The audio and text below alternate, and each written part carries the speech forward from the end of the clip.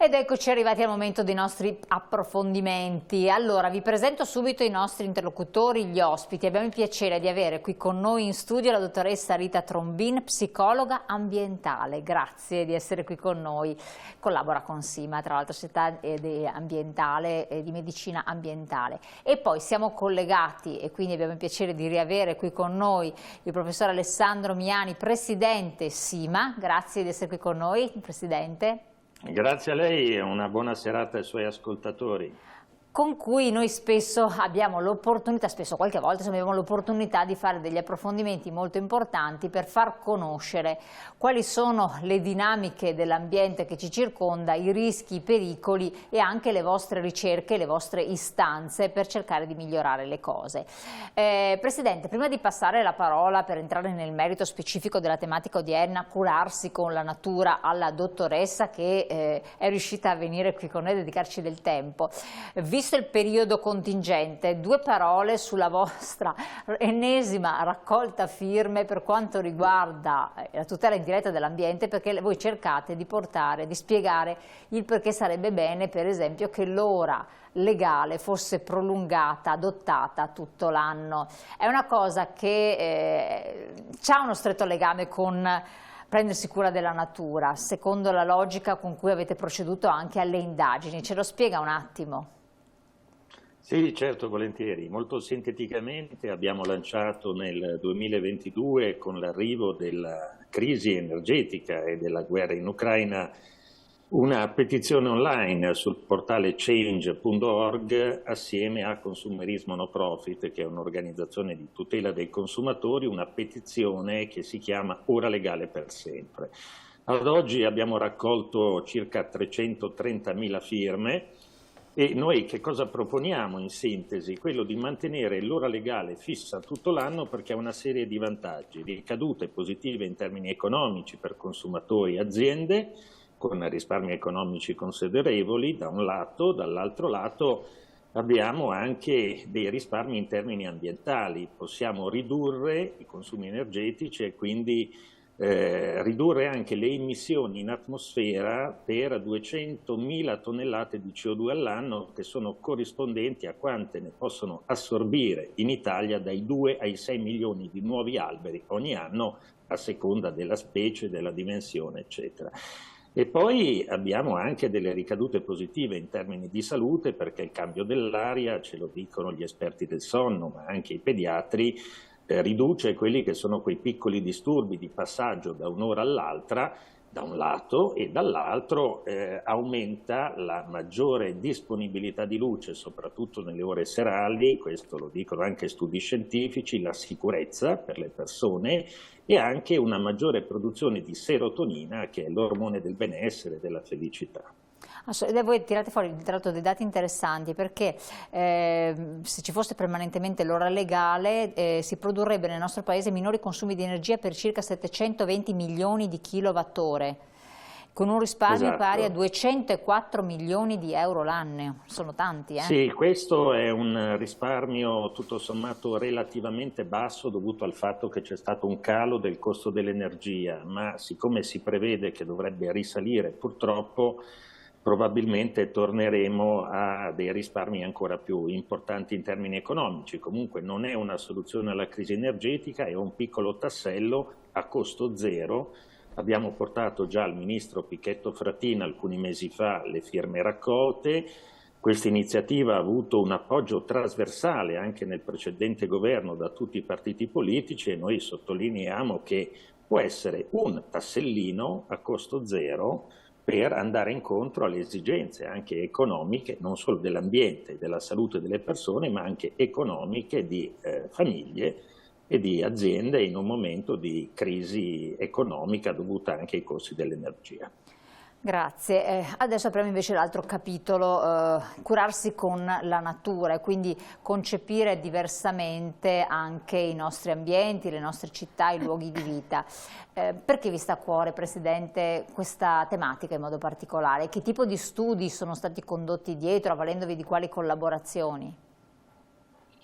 Beh, la tematica è estremamente importante perché noi ci occupiamo di determinanti ambientali e sociali della salute e delle ricadute che i cambiamenti climatici hanno sulla salute umana, e quindi è indubbio comprendere che la natura, il verde urbano in particolare, sia quello outdoor che quello indoor, gioca un ruolo molto importante e c'è molta scienza su questi temi. Mi fa peraltro piacere oggi che sia con voi diciamo, il massimo esperto italiano di questa disciplina, che si chiama biofilia, che è la dottoressa Trombin, e quindi lascerei, se lei non ne ha male, alla dottoressa la parola su questi temi, perché io ho solo da imparare. Poi magari intervengo sì, dopo nella seconda parte infatti la farò intervenire. Allora, dottoressa, innanzitutto una curiosità. Ci racconti tanto chi è, visto che lei è una dei grandissimi esperti al riguardo, quindi complimenti. Che percorso ha fatto e si presenti. Grazie intanto dell'invito, che mi fa davvero piacere. E appunto sono una psicologa ambientale. Già questo è molto particolare. Esatto, la maggior parte delle persone non sa cosa faccio. E diciamo che la mia professione un po' me la sono creata, un po' sta diventando sempre più conosciuta perché è un po' figlia del nostro tempo, ecco.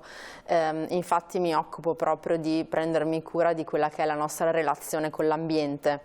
Infatti l'ambiente, come si è detto appunto poco fa, ha un impatto molto, molto grande su di noi, sul nostro benessere a 360 gradi, e quindi è proprio un ambito specifico della psicologia che si rifà al legame che abbiamo con l'ambiente e all'impatto che l'ambiente ha su di noi, ma allo stesso modo l'impatto che noi abbiamo sull'ambiente, perché anche noi di fatto comunque noi interagiamo, insomma, siamo parte esatto. dell'ambiente, siamo l'ambiente anche noi tutto sommato. Assolutamente, esatto, è una interrelazione.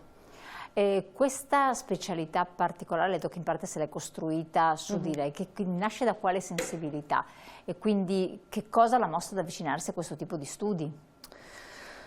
È una storia lunga, nel senso che è nato da un percorso molto di anni di studi, di ricerche, di lavoro, ma anche personale abbastanza forte.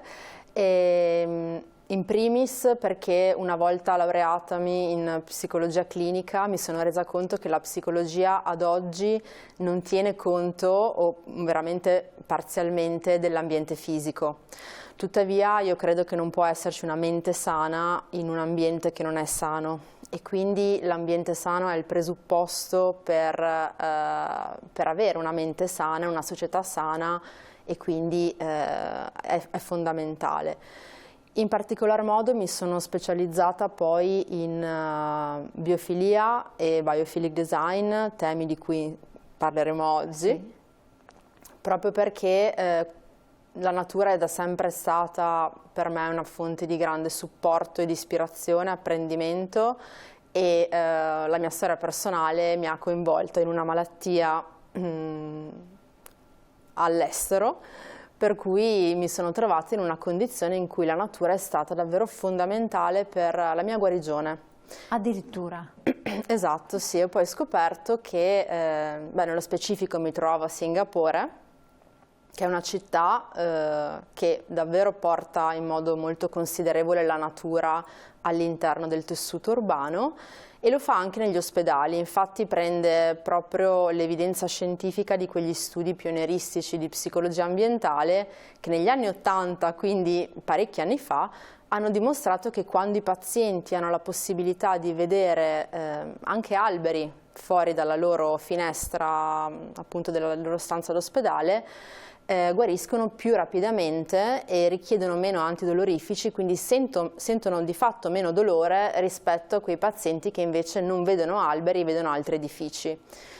Quindi quando si parla di alberi si parla proprio davvero di un benessere, di benefici davvero a 360 gradi che possono portare le persone a guarire più velocemente e a sentire meno dolore. Quindi anche 3 alberi dalla propria finestra sono davvero di vitale importanza. Quindi questi studi in Oriente sono già avviati e tra l'altro hanno già portato dei risultati, a parte che c'è molta sensibilità sotto certi profili anche nell'orientamento degli edifici, nella struttura, questo fa parte un po' delle culture orientali, no? Allora, ci tengo a dire che questo approccio è assolutamente scientifico, per cui... Si è fatto bene a dirlo.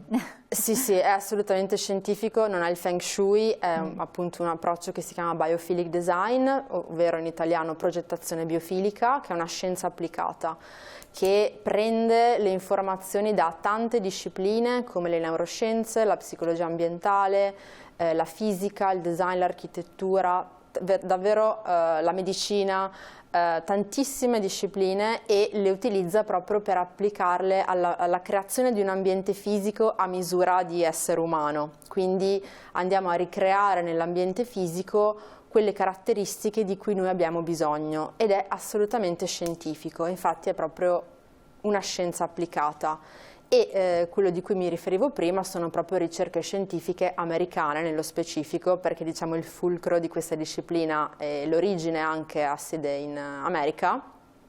Diciamo dove è stata codificata in un certo modo, esatto, perché poi... assolutamente, esatto. Però ecco, Singapore comunque è un paese molto avanzato che punta molto sull'innovazione, e ha deciso di fare della natura e dell'integrazione della natura appunto nella propria città come davvero un punto cardine di questa innovazione, di questo approccio. Dopo entreremo anche un po' nello specifico, ma secondo lei questi approcci possono essere mutuati anche nel nostro paese, dove le città già esistono, sono strutturate, sono storiche, hanno dei centri che sappiamo come sono fatti, dove ci sono stati degli interventi disastrosi degli anni 70, 80 e anche 90, dove si guarda più a un certo tipo di ottica anche del costruire o del rivedere le città? È possibile farlo? Al di là del singolo cittadino che magari può ha la possibilità a casa propria di fare qualcosa, ma è ben poca cosa. Sì, sì, assolutamente, lo si sta già facendo. Ecco, io sono di Verona nello specifico, quindi posso parlare per la mia città, non posso dirlo in maniera ufficiale, però Verona si sta muovendo davvero in modo considerevole verso questa direzione, che consiste nel davvero offrire, creare, massimizzare le opportunità che i cittadini hanno di interagire in modo efficace con la natura, di conoscere la natura, di beneficiare della natura. E si sta facendo, e si sta facendo sempre di più, anche città grandi come Milano lo stanno facendo. Ovviamente è un percorso che non si fa in un giorno, però davvero posso assicurarle che c'è tantissimo interesse in questo senso. Che cosa si sta facendo in modo particolare? Per fare degli esempi concreti a chi ci segue, perché al di là dei momenti di confronto... Certo. Allora, diciamo che potremmo dividere questo tipo di cambiamento in 3 tipi di esperienze di natura, nel senso di stanno creando opportunità di interagire con la natura, quindi attraverso infrastrutture, attraverso proprio il cambiamento dello spazio fisico, sia in ambienti outdoor, quindi all'aperto, che in ambienti chiusi, quindi portare la natura all'interno. Quindi ad esempio la creazione di nuovi parchi con aree adibite comunque a fare diverse attività che non si limitino solo alla visita del parco, insomma, momentanea, ma proprio spendere del tempo al parco, ad esempio. Oppure percorsi chiaramente ciclabili, pedonabili, in cui le persone invece di andare al lavoro in macchina possono andare... Utilizzare i mezzi più salutari. Esatto, anche camminare, eccetera.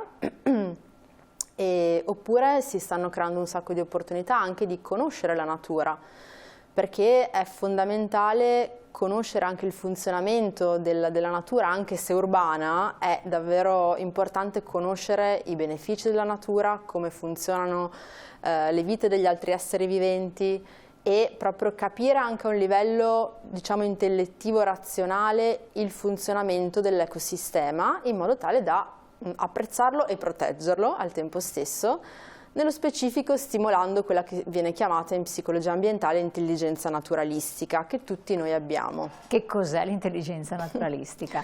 È proprio la nostra... Tutti quanti noi abbiamo, magari non ce ne rendiamo conto. Esatto, assolutamente. Infatti fa proprio parte del modello di Gardner delle 8 intelligenze, ovvero tutti noi siamo dotati di intelligenze multiple. Nello specifico lui parla di 8 tipi di intelligenze, che vanno da quella visuospaziale, logico-matematica, verbale. A scuola di solito insomma, si dà molto peso a queste ultime 2, quindi quella verbale, quella logica matematica, ma abbiamo altri tipi di intelligenze, noi. Quali sono? Appunto c'è quella visospaziale, quella cinetica, quella cinestetica, quella naturalistica, quella intrapersonale, quindi la capacità di comprendere le proprie emozioni, e interpersonale, quindi la capacità di interagire in modo sano con gli altri, e c'è l'intelligenza naturalistica, che è un tipo di queste intelligenze che deve essere quindi stimolata attraverso l'educazione, attraverso un ambiente appropriato, e fa sì che riusciamo proprio a comprendere e appunto apprezzare e valorizzare la natura e noi stessi come parte di essa, anche se ce lo siamo dimenticato, e quindi anche a fruire maggiormente della natura, perché chiaramente più conosco il potenziale e conosco come usare bene questo potenziale, posso accedervi e quindi farlo parte integrante della mia vita, come se avesse ad esempio un'alta intelligenza, appunto, non so, visospaziale piuttosto che cinestetica, quindi saper utilizzare il mio corpo ad esempio, no? Però non tutti hanno questa, chiamiamola intelligenza, questa sensibilità, questa potenzialità. A livello ambientale magari si tratta di un fattore educativo, quella cinestetica però vuol dire l'intelligenza applicata al proprio movimento, no? Quindi vuol dire anche propensione a svolgere attività fisiche. E non tutti ce le hanno. Allora, quindi magari alcuni non riescono anche ad apprezzare. Io ho parlato proprio con persone che dico che bello gli alberi eccetera, vabbè è un colore verde, non mi dice niente, restano impassibili. Ecco, allora qui andiamo su un altro campo, nel senso che allora questi tipi di intelligenze tutti li abbiamo.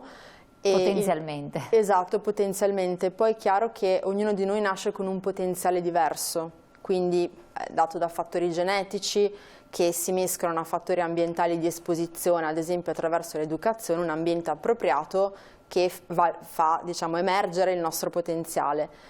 Quindi è per questo che è importante un'educazione appropriata a come si impara e come ci si interrelaziona con la natura. Dall'altro lato però c'è una componente emotiva del nostro rapporto con la natura che si chiama biofilia. La biofilia è proprio il nostro legame con la natura. Quindi vuol dire emozionarsi dall'ambiente naturale. Esatto, anche questo.